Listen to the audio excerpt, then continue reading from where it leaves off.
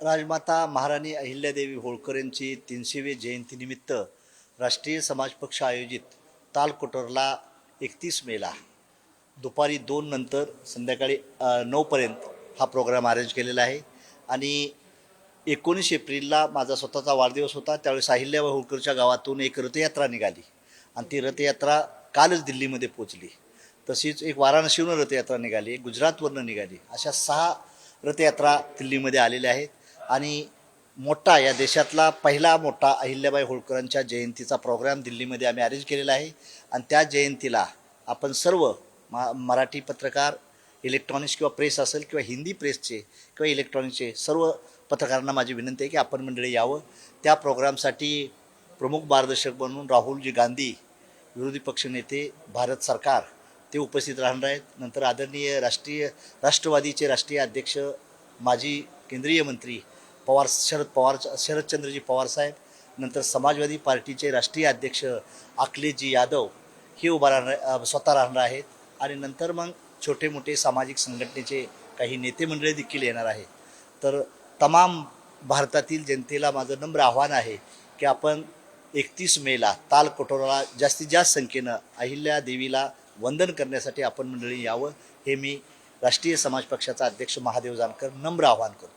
जसं आपण म्हणाला की राहुल गांधी येणार आहे, शरद पवार येणार आहे, अखिलेश यादव यांना आपण निमंत्रित केलं आहे, यांच्याकडून काय रिस्पॉन्स राहिला आहे? अतिशय चांगलं झालं. ज्यावेळेस राहुलजींना भेटायला गेलो तेव्हा त्यांनी वेलकम अतिशय चांगलं केलं. एक जबाबदार मोठा नेता असताना देखील स्वतः आपल्याबद्दल एवढं रिस्पेक्ट करतो आहे, तर मला राहुल गांधीबद्दल आत्मीयता आहे. आणि राहुल गांधी स्वतः येतात. आदरणीय पवारसाहेब देखील या देशाच्या राजकारणाचे नेते आहेत, ते देखील आशीर्वाद देण्यासाठी येतात.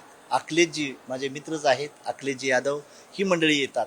मी स्टॅलिन आणि तेजस्वीचा मला अजून मी त्यांना इन्व्हिटेशन दिलेलं आहे, पण त्यांचा अजून कन्फर्मेशन लेटर मला आलं नाही. मला वाटतं उद्यापर्यंत त्यांचं बी कन्फर्मेशन येईल. स्थानिक स्वराज्य संस्थांच्या निवडणुका आज इकडे दिल्लीमध्ये अहिल्याबाई होळकर यांची जयंती होते.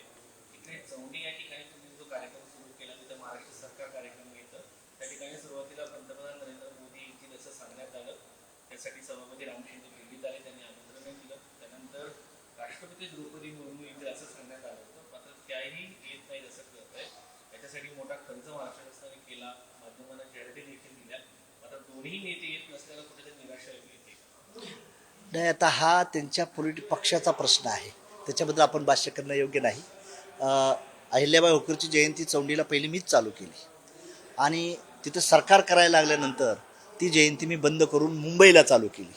जिथं गव्हर्नमेंट येतं तिथं मी जयंती हे करतो. महाराष्ट्र सरकारनं देखील मुंबईमध्ये जयंती अहिल्याबाईची चालू केल्यानंतर ती बंद केली आणि गेली 5वं वर्ष आहे माझं दिल्लीत राजधानीच्या ठिकाणी अहिल्याबाईची जयंती साजरी करतो आहे. प्रत्येकाच्या पक्षाचा प्रत्येकाचा अजेंडा वेगळा असतो, त्यामुळे आपण त्याच्यावर भाष्य करणं योग्य नाही. आपल्याला काय पॉझिटिव्हली एकत्र करण्याचा प्रयत्न करता येतो. अहिल्याबाई होळकर ही समतावादी होत्या, सर्व समाजाला सर्व धर्माला घेऊन जाणाऱ्या होत्या. हे कॅरेक्टर आम्हाला प्रोजेक्ट करायचं आहे. आणि देशभर तिने 33 वर्षे या देशावर कसं राज्य केलं, समतामूलक समाजाची भूमिका कशी अदा केली, हे जनतेला लोकांना कळायला पाहिजे. तर आज ते मला समजलं नाही की राष्ट्रपती आणि पंतप्रधान महोदय काय ह्यात बदल हा त्यांचा मला वाटतं त्यांच्या पक्षाच्या अंतर्गतला प्रश्न असल्यामुळं मी राष्ट्रीय समाज पक्षानं काय करावं हे मी डिसिजन घेतलेलं आहे. स्थानिक स्वराज्य संस्थांच्या निवडणुकीमध्ये सगळ्याच राजकीय पक्षांनी तयारी सुरू केली आहे. तुम्ही महाविकास आघाडीसोबत राहणार की महायुतीतल्या पक्षांसोबत राहणार? दोघांकडून अजूनही युतीची किंवा आघाडीची घोषणा झालेली नाही. अजून काही नाही. मी स्वतंत्र आता राष्ट्रीय समाज पक्ष होऊन लढण्याची भूमिका आहे. आज आमचं अहिल्याबाईच्या जयंतीच्या माध्यमातून राहुलजी पवारसाहेब यांना मी बोलवतो या, पण अजून पॉलिटिकल चर्चा काही झालेली नाही. ही सामाजिक प्रोग्राम असल्यामुळं नंतर तसं जर त्यांच्या ऑफर आली एकमेकाच्या ॲडजस्टमेंटनं हे करता येईल. आणि महायुतीवर NDAमध्ये मी नाही, विधानसभेपासूनच NDAला मी सोडण्यापेक्षा NDAनंच आम्हाला सोडलेलं आहे. त्यामुळं NDA बरोबर मी नसल्यामुळे काही प्रॉब्लेम नाही. आता हा नवीन जो घरोबा करण्याचा प्रयत्न करतो आहे त्यांचा कितपत रिस्पॉन्स येतो त्याच्यावरती ठरवलं जाईल. सन्मानजनक जागा मिळाल्या, सन्मान मिळाला, तुम्ही इंडिया आघाडीमध्ये जाण्यास इच्छुक आहात का? तिने जर सन्मानपूर्वक जागा दिल्या इंडिया आघाडीनं तर त्यांचं आम्ही स्वागत करायला तयार आहे. स्थानिक स्वराज्य संस्थांच्या निवडणुकीसाठी सगळी तयारी करताय.